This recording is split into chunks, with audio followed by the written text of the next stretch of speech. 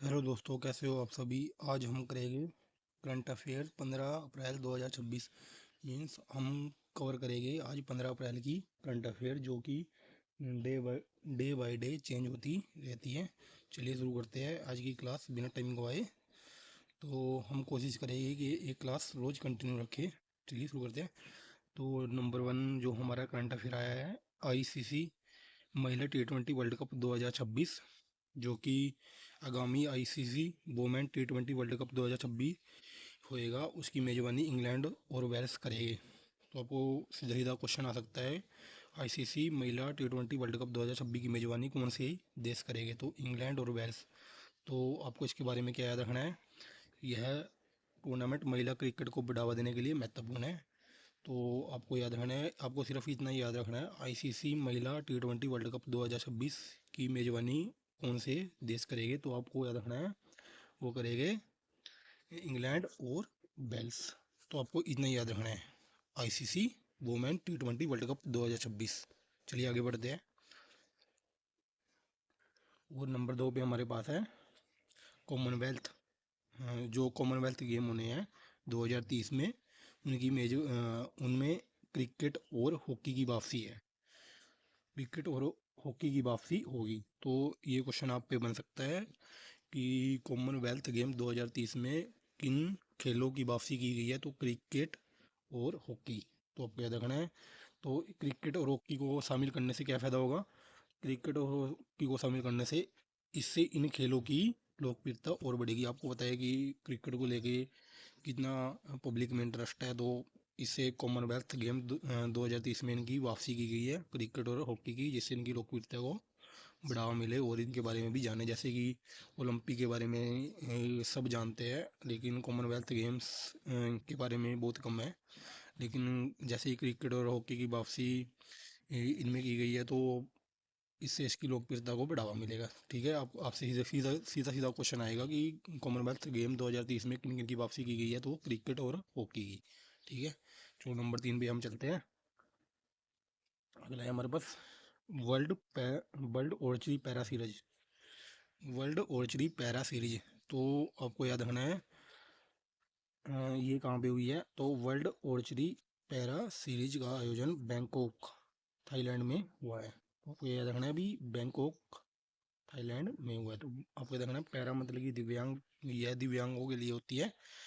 और इसका सीधा सीधा क्वेश्चन आएगा कि वर्ल्ड ऑर्चरी पैरा सीरीज का आयोजन कहाँ पे किया गया है? तो बैंकॉक थाईलैंड। ठीक है, आपको याद रखना है। इसमें दिव्यांग खिलाड़ी भाग लेते हैं, आपको इतना याद रखना है। ठीक है, आगे बढ़ते हैं। नंबर 4 पे हमारा फैक्ट है गोदरेज इंडस्ट्री। तो गोदरेज इंडस्ट्री के बारे में आपको क्या याद रखना है?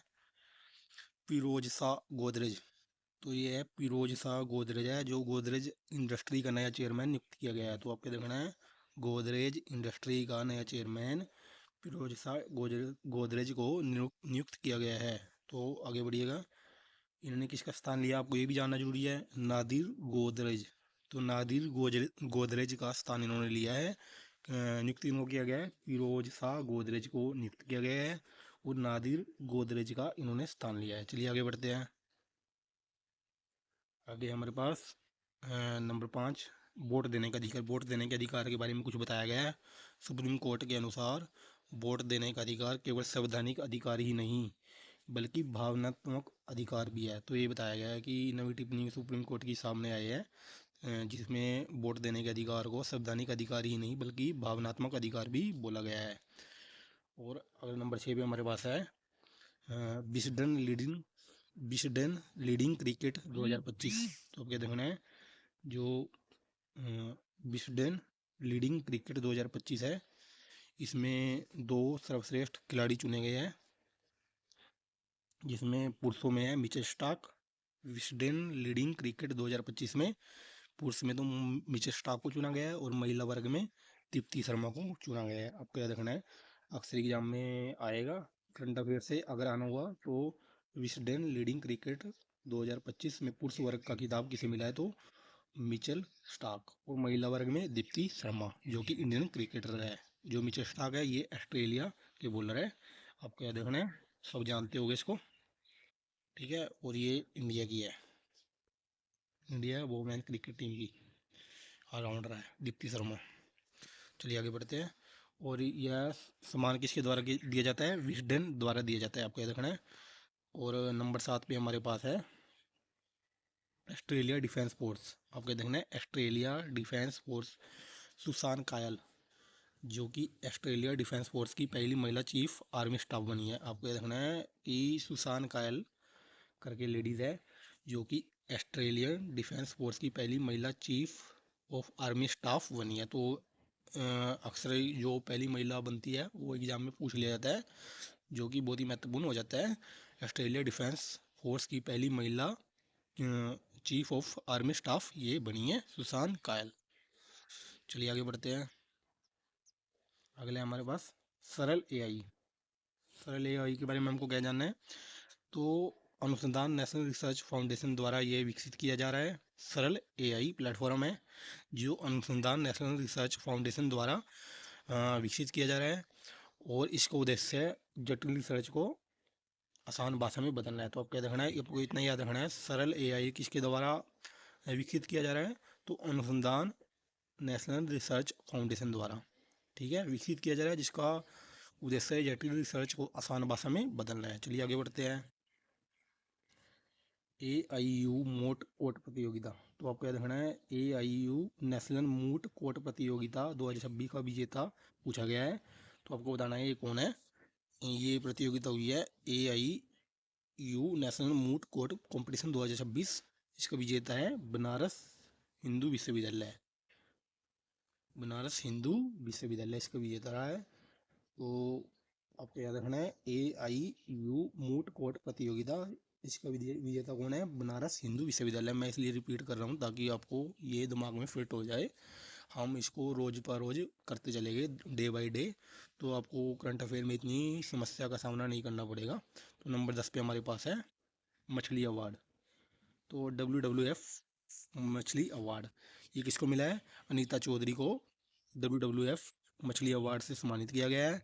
और ये क्यों मिलता है? आप इसका कारण है इन्होंने लगभग 500 जानवरों को बचाया है। तो WWF मछली अवार्ड जो कि अनीता चौधरी को मिला है, इन्होंने लगभग 500 जानवरों को बचाया है, इसके लिए ये अवार्ड दिया गया है। तो आपको ये देखना है WWF मछली अवार्ड किसको मिला है? अनीता चौधरी को।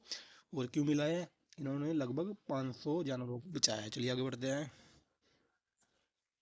अगले हमारे पास न्यू चैटल झील, ये क्यों चर्चा में आई है? आपको जानना है।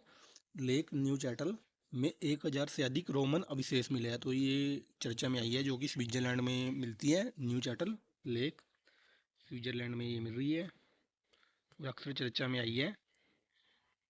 क्या मिले हैं यहाँ? 1000 से अधिक रोमन अवशेष यहाँ पर मिले हैं, आपको याद रखना है। और यह झील कहाँ पे है? जैसे कि मैंने बताया था कि यह झील स्विट्जरलैंड में है। और न्यू चैटल झील है, जो कि जो भी झील एग्जाम में पूछी जाती है अक्सर वही झील पूछी जाती है जो कि चर्चा में होती है। तो न्यू चैटल झील चर्चा में आई है क्योंकि यहाँ पे 1000 से ज़्यादा रोमन अवशेष देखने को मिलते हैं, जो कि मिले हैं, जो कि स्विट्जरलैंड में है। ठीक है, आगे बढ़ते हैं। और एक और नंबर 12 पे क्या फैक्ट है हमारा? एक और नई प्रजाति की खोज की गई है, जो कि असम में है। क्या मिला है असम में? क्राइकोडाइक्लस रियोमोनेसिस नामक नई प्रजाति की खोज की गई है, जो कि एक गैको छिपकली की प्रजाति है। तो क्या कहना है? असम में क्राइकोडाइक्लस रियोमोनेसिस नामक नई प्रजाति की खोज की गई है, जो कि एक गैको छिपकली की प्रजाति है। तो अक्सर पूछ लिया जाएगा क्राइकोडाइक्लस रियोमोनेसिस क्या है, तो आपको बताना है यह एक गैको छिपकली है। आपको यह देखना है क्राइकोडाइक्लस रियोमोनेसिस, जो कि असम में मिली है, जो कि एक गैको छिपकली की प्रजाति है। आपको इतना याद रखना है। और नंबर 13 पे हमारे पास है तमिल नववर्ष। तो तमिल नववर्ष आपको बताना है क्या है। तमिल नववर्ष को पुथांडू कहा जाता है। आपको कहना है तमिल नववर्ष को किस नाम से जाना जाता है? पुथांडू। इसका दूसरा नाम की चर्चा में भी आया है, इसे वर्षा पिरिपू भी कहा जाता है। तो आपको याद रखना है जो तमिल नववर्ष है पुथांडू, इसको वर्षा पिरिपू भी कहा जाता है। तो आपको इतना याद रखना है, ठीक है। वो नंबर 14 पे हमारे पास क्या है करंट अफेयर में? यह है डाक टिकट प्रदर्शनी। तो डाक विभाग द्वारा एक डाक टिकट प्रदर्शनी की गई है, जो एक भारत श्रेष्ठ भारत प्रदर्शनी के नाम से जाना जाती है। जानी गई है। जो डाक विभाग है उसके द्वारा डाक टिकट की प्रदर्शनी की गई है, जो एक भारत श्रेष्ठ भारत प्रदर्शनी के नाम से जाना गया है। ये कहाँ पे की गई है, आपको देखना है, ये की गई है प्राइम मिनिस्टर म्यूजियम। तो प्राइम मिनिस्टर म्यूजियम में यह आयोजित की गई है। तो नंबर 15 भी हमारे पास है, जो चर्चा में आई है करंट अफेयर में, कुन्नाक जनजाति। तो कुन्नाक जनजाति मुख्य रूप से कहाँ मिलती है, आपको यह देखना है, जो कि अक्सर चर्चा में आई है। कुन्याक जनजाति मिली है नागालैंड और अरुणाचल प्रदेश में। कुन्याक जनजाति जो कि नागालैंड और अरुणाचल प्रदेश में क्यों मिली है, और ये चर्चा में क्यों आई है, आपको जानना जरूरी है। तो ये आई है पारंपरिक हार्बर फॉर्मुलेशन एंटी कैंसर गुण पाए गए हैं इनमें। एंटी कैंसर मतलब कि जो उसकी एंटीबॉडी होती है इसके खिलाफ, ऐसे गुण इनमें मिले हैं। तो कौन सी जनजाति है, एक बार और रिपीट कर लेते हैं। ये जनजाति है कोन्याक। कोन्याक जनजाति है जो कि मुख्य रूप से नागालैंड और अरुणाचल प्रदेश में पाई जाती है। और ये क्यों चर्चा में आई है, क्योंकि इसमें पारंपरिक हर्बल फॉर्मुलेशन एंटी कैंसर के गुण पाए गए हैं। ठीक है, आपको याद रखना है। तो आज की क्लास में इतना ही। थैंक यू, मिलते हैं कल के करंट अफेयर के साथ। तो thank you, have a nice day.